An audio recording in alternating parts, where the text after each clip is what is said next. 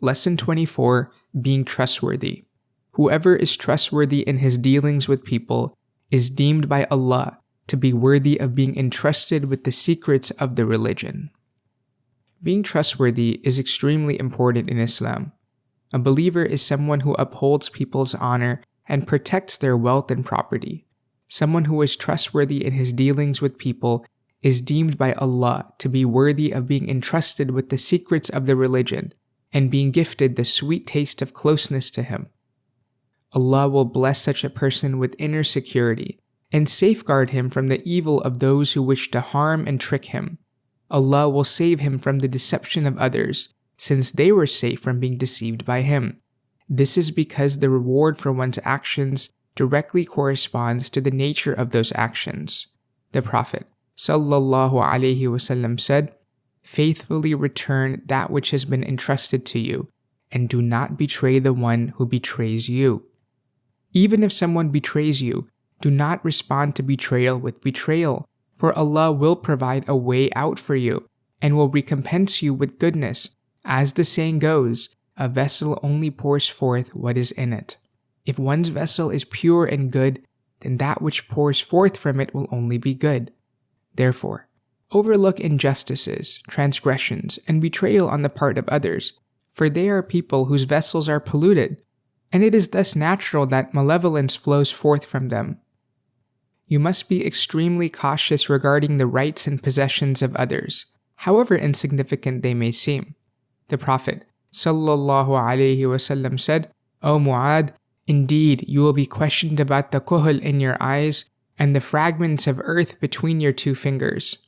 Allah gave Isa, the son of Maryam, the ability to bring the dead to life as a sign of the truth of his mission. As is mentioned in the Quran, "I bring the dead to life with the permission of Allah." It has been related that he once resurrected a man who had been dead for 70 years. When his grave was split open and his soul returned to his body, he stood up and asked, "Has the day of resurrection come?"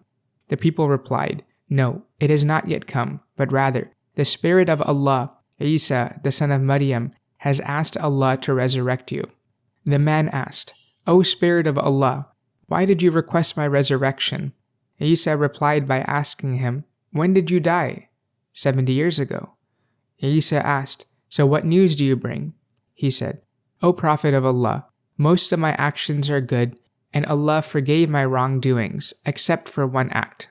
"What was it?" "I used to carry things for people, and one day I carried firewood for someone. Upon arriving at his house with the firewood, I found something between my teeth, so I took a splinter from his firewood and picked my teeth with it without taking permission.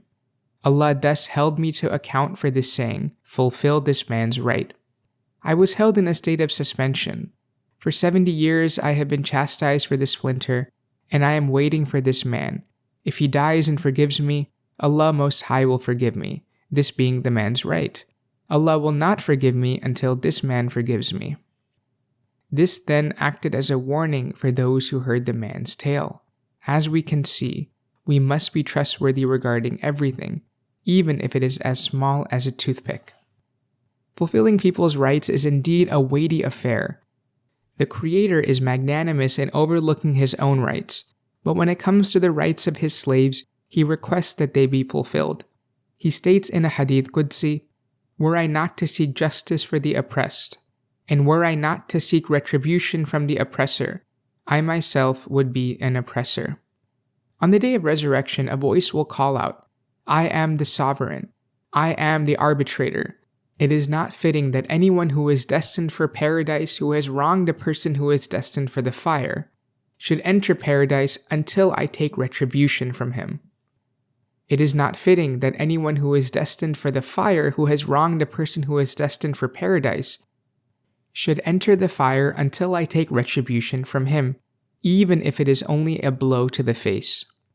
This demonstrates how great people's rights are in the sight of Allah.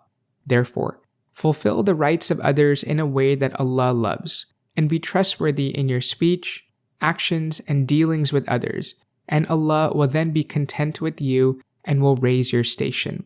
O Allah, grant us safety, and make us among the trustworthy. Make us among the people of faith and tranquility, those who will experience no fear or sorrow, through your mercy, O most merciful. May the blessings of Allah be upon our Master Muhammad, sallallahu alaihi wasallam, and upon his family and companions. All praise be to Allah, Lord of the worlds.